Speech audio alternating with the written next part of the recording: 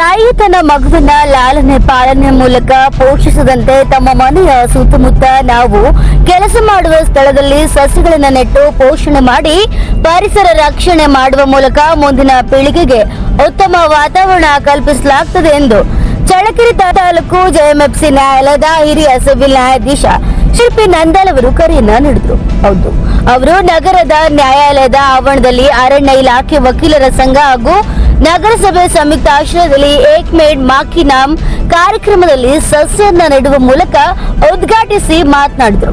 ಕೇಂದ್ರ ಸರ್ಕಾರ ಪರಿಸರವನ್ನ ಉಳಿಸುವ ದೂರದೃಷ್ಟಿಯಿಂದ ಸಸಿ ನೆಡುವ ಕಾರ್ಯಕ್ರಮವನ್ನ ಹಮ್ಮಿಕೊಂಡಿದೆ. ಸೆಪ್ಟೆಂಬರ್ 2024ರ ವೇಳೆಗೆ 80 ಕೋಟಿ ಸಸಿ ನೆಡುವ ಗುರಿಯನ್ನ ಹೊಂದಿದ್ದು 2025ರ ಮಾರ್ಚ್ ವೇಳೆಗೆ 140 ಕೋಟಿ ಸಸಿ ನೆಡುವ ಉದ್ದೇಶವನ್ನ ಹೊಂದಿದೆ. ಅರಣ್ಯ ಇಲಾಖೆ ಅಧಿಕಾರಿಗಳು ಈ ನಿಟ್ಟಿನಲ್ಲಿ ಉತ್ತಮ ರೀತಿಯಲ್ಲಿ ಕಾರ್ಯ ಪ್ರವೃತ್ತರಾಗಿದ್ದು ಸಾರ್ವಜನಿಕರು, ವಕೀಲರು ಸೇರಿದಂತೆ ಎಲ್ಲ ಇಲಾಖೆ ಅಧಿಕಾರಿಗಳು ಕೈಜೋಡಿಸಿ ಕಾರ್ಯಕ್ರಮವನ್ನ ಯಶಸ್ವಿಗೊಳಿಸೋಣ ಅಂತ ತಿಳಿಸಿದರು. ಕಾರ್ಯಕ್ರಮದಲ್ಲಿ ನ್ಯಾಯಾಲಯದ ವಕೀಲರಿಗೆ ಹಾಗೂ ಸಿಬ್ಬಂದಿಗಳಿಗೆ ಮತ್ತು ಸಾರ್ವಜನಿಕರಿಗೆ ಅವರ ತಾಯಿ ಹೆಸರಿನಲ್ಲಿ ಒಂದೊಂದು ಗಿಡ ನೀಡುವ ಮೂಲಕ ಜಾಗೃತಿನ ಮೂಡಿಸಲಾಗಿದೆ. Mounesh Achar, NK4 news bureau, Challakere. ಹಾಗೂ ನಗರಸಭೆ ಚಳ್ಳಕೆರೆ ಇವರ ಆಶ್ರಯದಲ್ಲಿ ನಾವು ಈ ದಿವಸ ಏಕ್ ಪೇಡ್ ಮಾಕೆ ನಾಮ್ ತಾಯಿ ಹೆಸರಿನಲ್ಲಿ ಒಂದು ಗಿಡ ಅಭಿಯಾನ ಹಾಗೂ ಸ್ವಚ್ಛತಾ ಹಿ ಸೇವಾ ಕಾರ್ಯಕ್ರಮವನ್ನ ಹಮ್ಮಿಕೊಂಡಿದ್ದೇವೆ. ನಮ್ಗೆಲ್ರಿಗೂ ಗೊತ್ತಿದೆ, ಇತ್ತೀಚಿನ ದಿನಮಾನಗಳಲ್ಲಿ ಶೆಕೆ ಎಷ್ಟು ಆಗ್ತದೆ ಅಂತ ಎಲ್ರಿಗೂ ಗೊತ್ತಿದೆ. ಅದಕ್ಕೆ ಕಾರಣನೂ ಕೂಡ ತಮ್ಗೆಲ್ರಿಗೂ ಗೊತ್ತಿದೆ. ಸೊ ಈಗ ಕಾರಣ ಹುಡುಕೋದಕ್ಕಿಂತ ಅದನ್ನ ಹೇಗೆ ಸರಿಪಡಿಸಬೇಕು ಅನ್ನೋ ನಿಟ್ಟಿನಲ್ಲಿ ಸರ್ಕಾರ ಈ ದಿವಸ ಏಕ್ ಪೇಡ್ ಮಾಕೆ ನಾಮ್ ಒಂದು ಅಭಿಯಾನ ನಡೆಸ್ತಾ ಇದೆ. ಈ ಅಭಿಯಾನದಡಿ 90 ಕೋಟಿ ಸಸಿಗಳನ್ನು ನೆಡುವ ಒಂದು ಗುರಿಯನ್ನ ಸರ್ಕಾರ ಹೊಂದಿದೆ.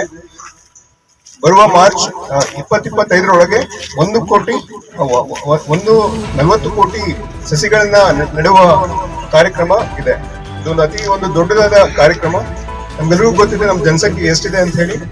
ಈಗ 140 ಕೋಟಿ ಇದೆ.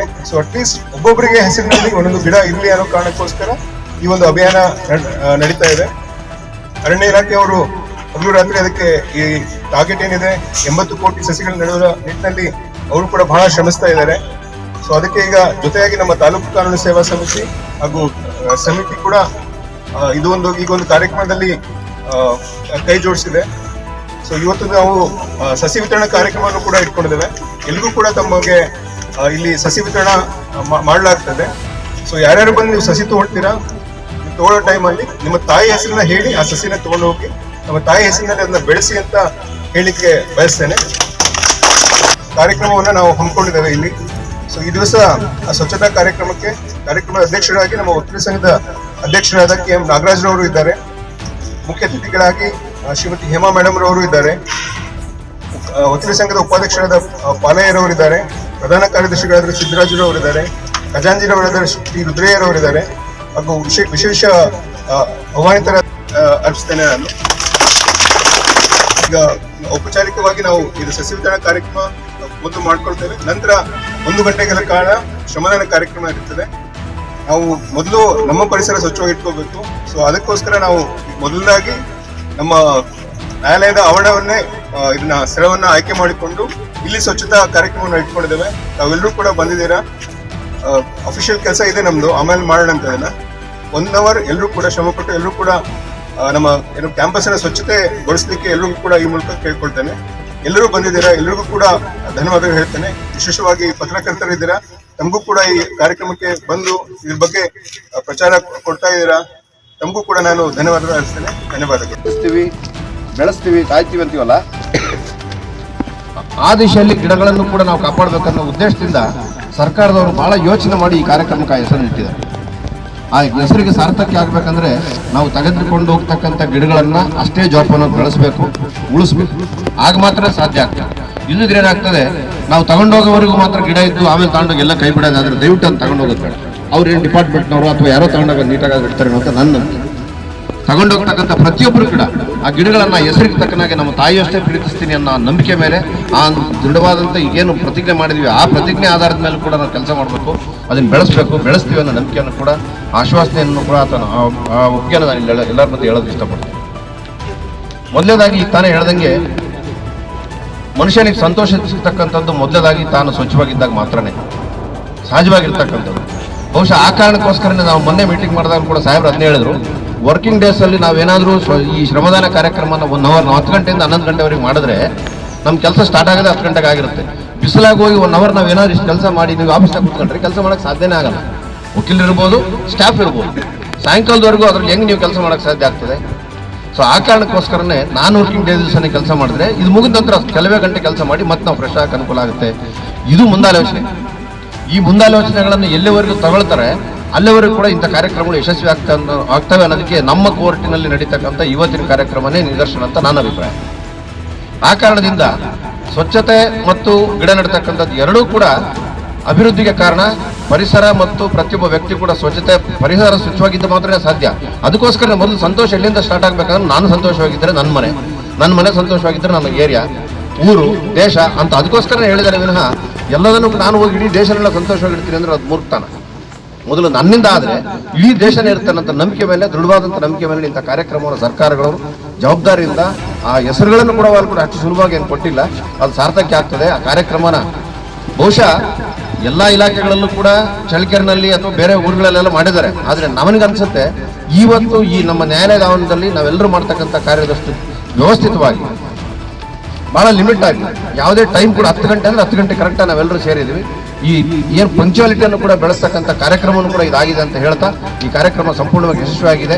ಇದು ಹಿಂಗೆ ಮುಂದುವರಿಲಿ. ತಗೊಂಡೋದಂಥ ಗಿಡಗಳನ್ನು ಬೆಳೆಸೋಣ. ಇನ್ನೂ ಬೇಕಂದರೆ ಡಿಪಾರ್ಟ್ಮೆಂಟ್ನವ್ರು ಕೊಡೋದಕ್ಕೆ ತಯಾರಿರ್ತಾರೆ. ಆ ಗಿಡಗಳನ್ನು ತಗೊಂಡ್ಬಿಟ್ಟು ಯಾವತ್ತೂ ಕೂಡ ನಾವು ಬೆಳೆಸ್ತೀವಿ ಅಂತ ಒಂದು ಆಶ್ವಾಸನೆಯನ್ನು ಕೊಡ್ತಾರೆ. 4 ಮಾತು. ಹಳ್ಳಿ ಪ್ರತಿಯೊಂದು ತಾಲೂಕು, ಪ್ರತಿಯೊಂದು ನಗರ, ಪ್ರತಿಯೊಂದು ಜಿಲ್ಲೆಯಲ್ಲೂ ಸಹ ಆಚರಣೆ ಮಾಡ್ಕೊಂತ ಬಂದಿದ್ದೀವಿ. ಕಾರಣ ಇಷ್ಟೇ, ಒಂದು ತಾಯಿ ತನ್ನ ಮಕ್ಕಳನ್ನ ಸಾಕೋ ಒಂದು ಏನು ಇಂಟ್ರೆಸ್ಟ್ ಇದೆ, ಪ್ರೋತ್ಸಾಹ, ಮಕ್ಕಳನ್ನ ಸಾಕೋದ್ರ ಬಗ್ಗೆ ಏನು ಇಂಟ್ರೆಸ್ಟ್ ಇತ್ತು, ಆ ಇಂಟ್ರೆಸ್ಟನ್ನು ಸಸಿಗಳು ಬೆಳೆಸೋದ್ರಿಗೆ ಇಂಟ್ರೆಸ್ಟ್ ತೋರಿಸಿರೋದಕ್ಕೆ ಆ ತಾಯಿ ಹೆಸರಲ್ಲಿ ನಾವು ಇವತ್ತು ಗಿಡ ನೆಡ್ತಿದ್ದೀವಿ. ಅದೇ ರೀತಿಯಾಗಿ ಈ ಕೋರ್ಟ್ ಆವರಣದಲ್ಲಿ ಈಗಾಗಲೇ ನಾವು ಸಾಕಷ್ಟು ಗಿಡಗಳನ್ನ ನೆಟ್ಟಿದ್ದೀವಿ ವರ್ಷದಿಂದ ವರ್ಷಕ್ಕೆ. ಇಲ್ಲಿ ಏನಪ್ಪ ಅಂದರೆ ವಿಶೇಷ, ಈ ನಾವು ಎಲ್ಲೇ ಒಂದು ಸಸಿ ಬೆಳೆಸಿದ್ರು, ಎಲ್ಲೇ ಎಷ್ಟು ಸಸಿ ಹಾಕಿದ್ರು 100ಕ್ಕೆ 100ರಷ್ಟು ರಿಸಲ್ಟ್ ಬಂದಿರೋದು ನಮ್ಮ ಕೋರ್ಟ್ ಆವರಣದಲ್ಲಿ. ಕಾರಣ ಇಷ್ಟೇ, ಕೋರ್ಟು ಅಂತಂದರೆ ಯಾವ ಜಾನುವಾರುಗಳಾಗಲಿ, ಮೇಕೆ ಕುರಿಗಳಾಗಲಿ ಯಾವ ಬರಲ್ಲ, ಬರೋದಕ್ಕೆ ಎದುರ್ತಾರೆ. ಅದೇ ರೀತಿಯಾಗಿ ನಮ್ಮ ಅರಣ್ಯದಲ್ಲೂ ಸಹ ಬರೋದಕ್ಕೆ ಎದುರುವಂಥ ಕಾನೂನುಗಳು ಸಾಕಷ್ಟಿದ್ದಾವೆ. ಆ ಕಾನೂನುಗಳ ಮೂಲಕ ನಾವು ಸಸ್ಯಗಳನ್ನ ಬೆಳೆಸೋದಕ್ಕಾಗಲಿ, ಸಸ್ಯಗಳನ್ನ ನಾವು ಉಳಿಸೋದಕ್ಕಾಗಲಿ ಪ್ರಯತ್ನ ಪಡ್ತಿದ್ದೀವಿ. ಆ ಒಂದು ಪ್ರಯತ್ನ ಪಡುವಂತಹ ಇದರಲ್ಲಿ ಕೆಲವು ದುರೂರು ನಮ್ಮ ಮೇಲೆ, ಅಂದರೆ ನಮ್ಮ ಕಾನೂನುಗಳನ್ನ ಉಲ್ಲಂಘನೆ ಮಾಡಿ ಮರ ಗಿಡ ಕಡಿಯೋದಾಗಲಿ, ಒತ್ತುವರಿ ಮಾಡೋದಾಗಲಿ ಇವನ್ನೆಲ್ಲ ಮಾಡ್ತಿರ್ತಾರೆ. ಆ ಒಂದು ಸಂದರ್ಭದಲ್ಲಿ ನಾವು ಪ್ರಥಮ ವರ್ತಮಾನ ವರದಿಯನ್ನು ದಾಖಲಿಸಿ ಏನು ಕೋರ್ಟಿಗೆ ಬರ್ತೀವಿ.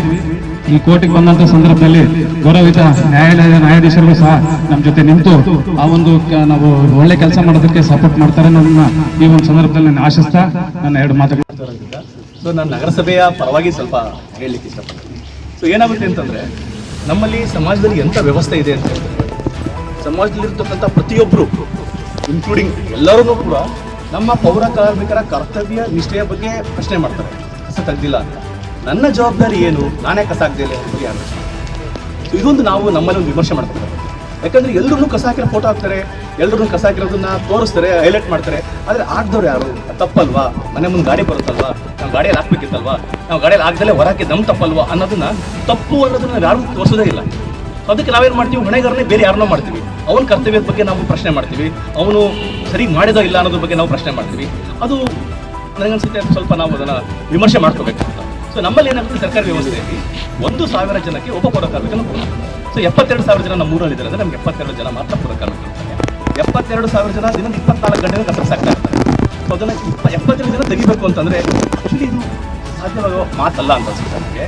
ಸೊ ಹಾಗಾಗಿ ನಾವು ವ್ಯವಸ್ಥಿತವಾಗಿ ಕಸ ಎಲ್ಲಿ ಹೋಗಬೇಕೋ ಅಲ್ಲಿ ಹಾಕಿದರೆ, ಮತ್ತು ಅದರಿಂದ ಆಗ್ತಕ್ಕಂಥ ಅನಾನುಕೂಲಗಳು ವೈಜ್ಞಾನಿಕವಾಗಿ ಹೇಳ್ತಾ ಹೋದರೆ ಅದರಲ್ಲಿ ಭಾಳಷ್ಟು ಸಮಸ್ಯೆಗಳಿದ್ದಾವೆ. ಅದರಲ್ಲಿ ಬೇರೆ ಬೇರೆ ಥರ ಕಸಗಳಿದ್ದಾವೆ, ಬೇರೆ ಬೇರೆ ಥರ ವಿಂಗಡಣೆ ಇದೆ, ಬೇರೆ ಬೇರೆ ಥರ ಡಿಸ್ಪೋಸಲ್ ಇದೆ. ಅದನ್ನು ನಾವಿಲ್ಲಿ ನಾನು ಅನಿಸುತ್ತೆ ಇದು ಸ್ವಲ್ಪ ಟೈಮ್ ತಗೊಳುತ್ತೆ.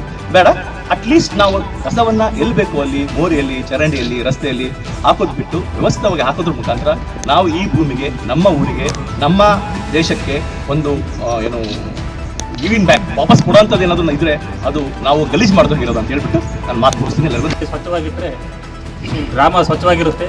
ಒಬ್ಬರು ನೋಡಿ ಒಬ್ಬರು ಕಲ್ತ್ಕೊಂಡು ಅದು ಬೆಳೀತಾ ಹೋಗುತ್ತೆ ಅಂತ ಹೇಳ್ತಾ, ಈ ಗಿಡ ಮರಗಳನ್ನು ತಗೊಂಡು ಹೋಗಿರ್ತಕ್ಕಂಥವ್ರು ಅದನ್ನ ಹಾಳು ಮಾಡಿಬಿಡ್ರಿ, ಬೆಳೆಸಿ ಪರಿಸರವನ್ನು ಉಳಿಸ್ರಿ ಅಂತ ಹೇಳ್ತಾ ನನ್ನ ಮಾತುಗಳನ್ನು